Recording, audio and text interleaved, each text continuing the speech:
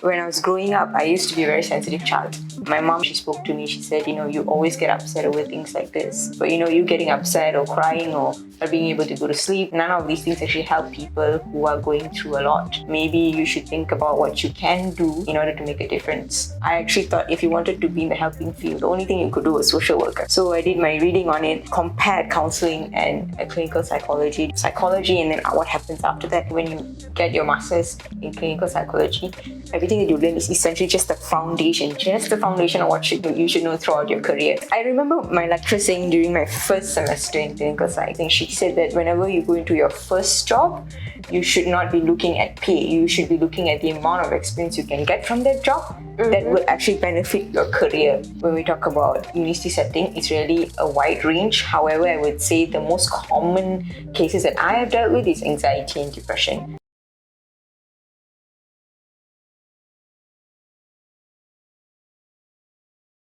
Next, I want to ask, personally, I do find it confusing, the differences between counselor, psychologist, and psychiatrist. Could you explain a little bit more on that?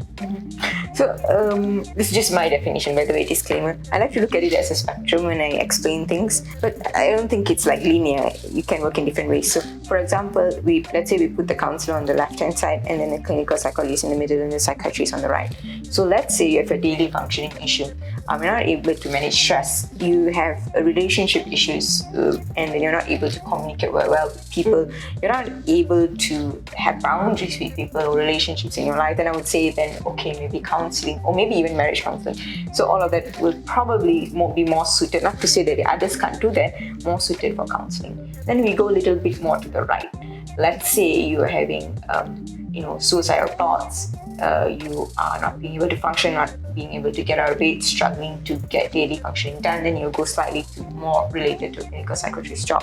Also, if it's a clinical condition meaning that it's a diagnosis within the Diagnostical Manual of Mental Disorders, which is abbreviated as DSM-5, then it has to go under a clinical psychologist already. Okay. So again, here your function is quite okay, quite normal. Here, quite moderately affected, could be a clinical condition, could be suicidal ideation is quite high, then it's more suited here. Again, doesn't mean that the rest cannot manage, but it's more suited here. And then if an assessment is required, then it'll be a clinical psychologist, because we are trained in assessment and diagnosis as well as therapy. So then we go a bit to the psychiatrist, right? Although I say it's a spectrum, psychiatrists and clinical psychologists can often work hand in hand. So for example, the example I mentioned before, with someone having suicidal thoughts. So let's say the therapist or the clinical psychologist assesses and realizes, okay, the risk is actually moderate to high. So referral should be made to a psychiatrist. So most probably the referral will be made to the psychiatrist will do the assessment and prescribe the medication that's required, but therapy will still continue. So in a way, you will work hand in hand together. Okay. But then as a general public, right, how do you know under what circumstances or conditions or situations that you know that I should see a clinical psychologist, or I should see a counselor, or I should see a psychiatrist? Okay. So as I mentioned before, if your functioning is quite high, your impairment in function is quite mild, then you will be more suited to be counseling. And then we talk about counseling is also things. However, there's also certain things to look into consideration. For example, let's say you have a very serious, and I don't want to say that other mental health issues are not serious, but very serious, like bipolar or schizophrenia, you definitely need to see a psychiatrist. It's not advisable not to see a psychiatrist to keep that under control. So if you have those kind of conditions, most people know when this kind of diagnosis is coming is quite serious, then definitely psychiatrist. But oftentimes the psychiatrist will also recommend maybe you should go for therapy, because having this kind of diagnosis can be very difficult. It can affect your relationships. So the psychiatrist may choose to say, okay, go and see a therapist about this. Oh, okay. So these are the certain criteria that you look into. At the same time, the general criteria, so it's not a simple thing to answer, right? There's always exceptions to the rule. At the same time, you can actually go to private centers and you tell them you're not sure who you want to see, and if they have both, they may actually give you an assessment and say, do this assessment, and then they may recommend who's better to be seen during that. That's good tips. I want to know, what is your day-to-day task as a clinical psychologist like? So when I start up my day, first thing I check my calendar, what are the appointments for the day, and then my main job is therapy essentially. therapy, because that is my job description, right? So it's mainly dealing with clinical cases and doing therapy. After that would be writing case notes. Case notes are incredibly important, so you have to record everything that's important and pertinent to the conceptualization, etc. All of that. Other than assessment, therapy, and when I say therapy, of course, before you start therapy, it will be assessment and diagnosis, and then therapy, and then the case notes. The other parts will be running mental health talks. We talked about mental health awareness. Like right now in my current job, I'm no longer in the previous job that I was in, but I'm still in a local university. So a lot of it is raising awareness. How do we cater to the students, taking into consideration the demographics, the exposure, the dynamics, the systemic issue, the pandemic, how to cater this reach. So for example, when you want to run mental health talks, if you take into consideration, most of them are doing classes remotely or partially remotely and partially face-to-face. So it will be running mental health talks and running mental health programs. Part of my other job description is also revising the SOP or giving suggestions to revise the SOP, because that was my portfolio starting when I started this job as well. Did the pandemic really affect the students? Definitely. I think just like it's affected in terms of mental health. Definitely. I think one thing about the pandemic, it exacerbates things that are already there. So let's say you already have, struggles with your family and your boundary issues, or probably even, abuse going on at home. So during the pandemic, it gets a lot worse, because let's say you're going for class, even the 8 hours exhausting as it is being in class, there's a relief from that. But continuous stress and exposure with people being around you, of course, it takes a toll. So I do think it makes things worse. But at the same time, there are people who never had any issues before, and then the pandemic has triggered a lot of things. Probably not triggered, but brought up a lot of things that, may have then become issues. Okay. And what are the types of therapy that you're providing to the students that you're working with? So it really depends on the therapist. Different therapists will use different kind of modality. I use cognitive behavior therapy. Yep. CBT. Yeah, CBT. It's the most evidence-based therapy for now, not because it's the only effective one, but it's easily researched because it's very structured. And that's the reason that you picked that? Not really. I feel like when I first heard about CBT, I felt about this is oversimplified. It's so structured. But I think the more you understand about CBT, actually it's a very deep understanding to it. And I like it addresses a lot of things in the present, but you don't ignore the past. It's not like you're ignoring it's not negating the past or anything, but it's very focused on the present. So how that helps is you are essentially focused on what you can do now, but also addressing and validating how the past could have contributed to the present. So it's like connecting the dots, sort of? Yes, definitely. But it's also focused very much in your thought process. So it's very helpful. Connecting the dots in terms of your thought process, yes. You also mentioned whatever that you learn in your master program actually helped to build your foundations, right? Like how much of what you learn in university you apply to work? I think it's a lot, but quoting my supervisor as well, I feel like it's just foundation. And I'm not a big disclaimer, but I like to look at it as layers of a cake. So if your foundation is stable, then you can build on that. But if your foundation is not stable, it's really not going to make it. So I would say it's very beneficial in solidifying your foundation, and then you build up from that. So definitely it's relevant. But I would say what I'm using now in therapy or in my work is not necessarily here. It's all the layers above. But without the foundation, I wouldn't have been able to build up to the top. When you say solidify your foundation, how do you do that? Essentially learning everything you should know within your program before you graduate. So again, to make sure you know all the things that you need to know before you graduate. What are the challenges that you face so far working in this industry? I think there are a lot of challenges. I thought that these would only come when I was 16. And now I'm like, now I feel like I'm very aged therapist. But I think that there are lots of challenges. Every therapist will go through challenges. But I think that for me, the challenge is always how to deal with situations that it's very, very challenging to be able to in a way realize that you're not perfect and we are not God. We can't fix issues. We can't solve issues. I think that is very important. As simple as it sounds, when you're deep in that field, you constantly need that reminder And I joke with this a lot with my colleagues when, sometimes when, we hear expectations of people in terms of like, oh, this is what the unit should be providing. And you'd be like, oh, I would joke and be like, oh, if I could actually just snap my fingers and then solve a person's issue the moment they come in, then I would be able to achieve world peace literally single-handedly, because all you need to do is just queue up and then snap and then it's done. And I think that, as funny as it sounds, but I think in my mind that's how I look at it. Like, I have to be realistic about this. I think the biggest challenge is reminding yourself that you're not here to create miracles. You are here to actually do your best to your ability and being able to let go after that. Okay. And what keeps you going to continue to do what you do? I think being able to make a difference. Looking back into the dynamics with me, like when I was stuck in my emotions when I was a child, it was very much like, I don't know what to do about this, I don't know what to do. And being able to channel it somewhere has been very beneficial for me, I feel.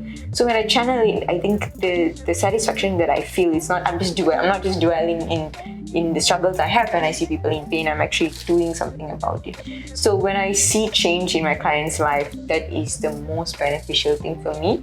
And I also am aware, like, all these things connect into one. So for me, I'm doing something about the fact that I feel about these issues. At the same time, seeing people change reinforces that. Wow, that's very empowering.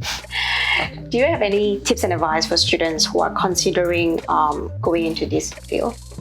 I think it's very important to actually know what you're getting into.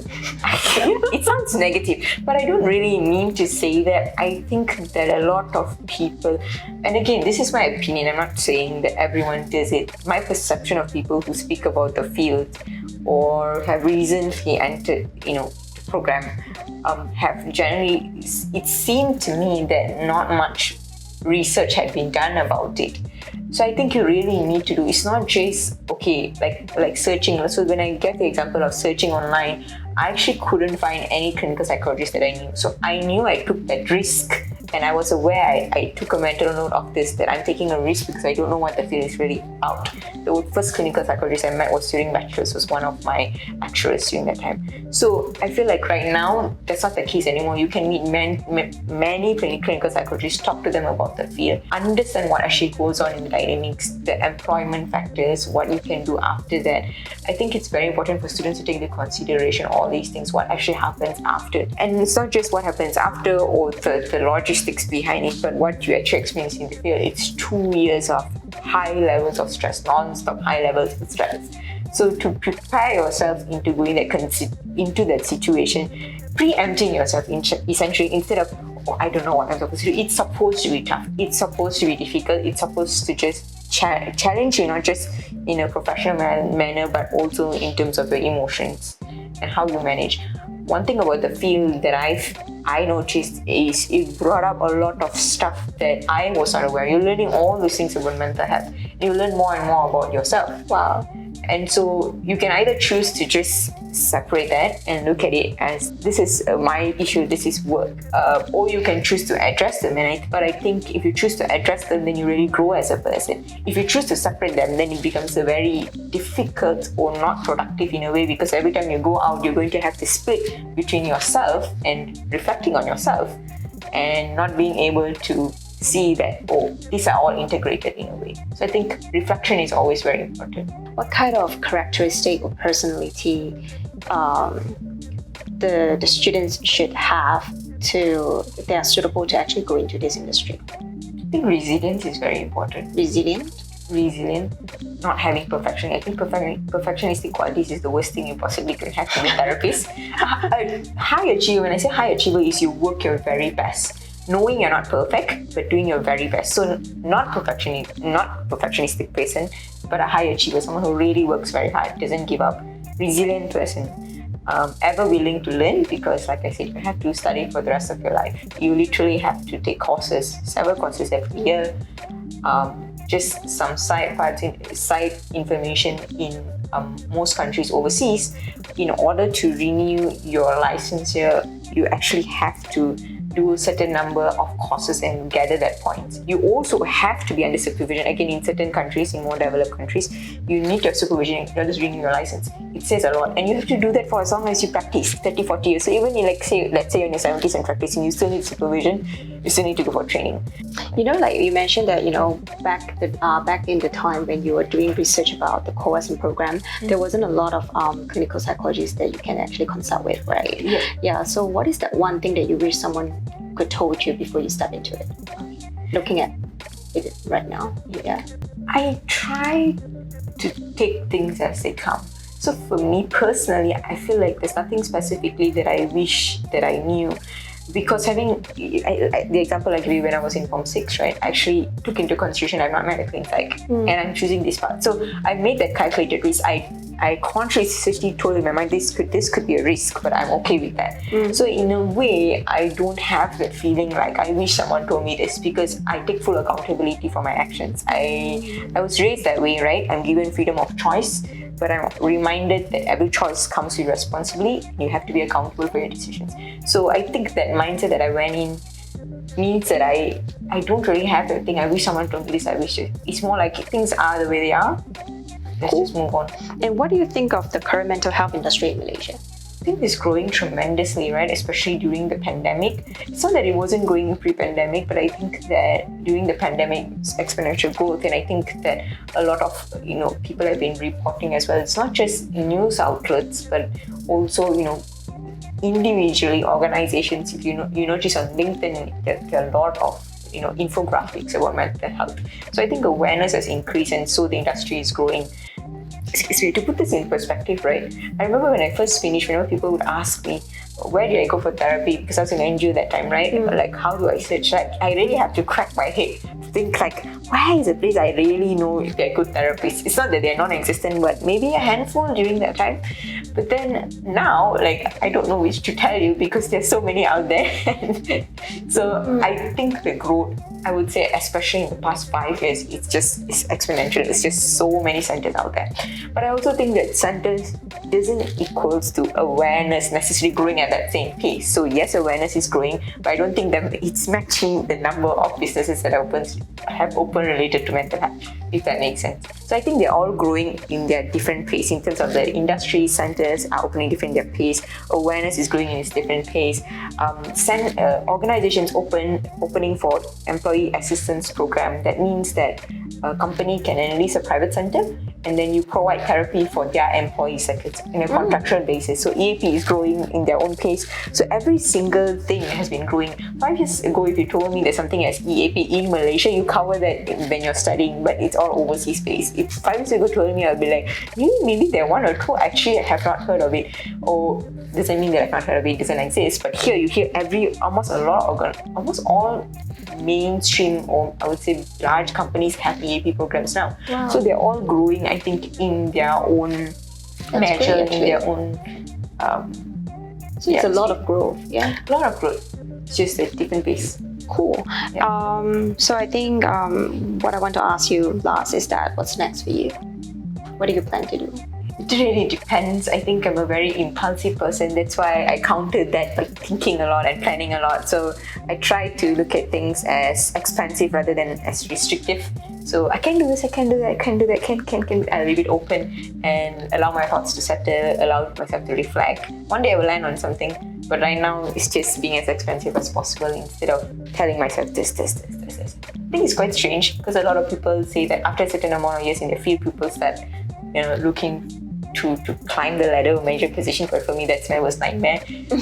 Because in mental health, for me, I worked this hard to gain my knowledge to be a field worker, so to speak. If you become a manager in that sense, it will not be the same experience. You won't be able to have that amount of contact. So for me, it would be a huge loss. So I think if things in a very odd way as opposed to any other person in mental health who probably would want to grow. So you want to be in practice, in contact with clients, cases. If not in practice, maybe raising awareness in other ways, talks, programs, but it's always going to be related to doing groundwork. I think that's just me. Okay, and on a sounds like you are also doing freelance, right? Yep. Okay, cool. So I think that's about it. So if you would like to get in touch with Felicia or book a therapy sessions with her, you can find her contact information in the description box below. Thank you so much for tuning into 𝐿𝐸 Education Talks today. If you enjoyed today's conversation, please like the video, subscribe to our channel, and also share the video with your friend. If you have any comment or feedback, please let us know as well.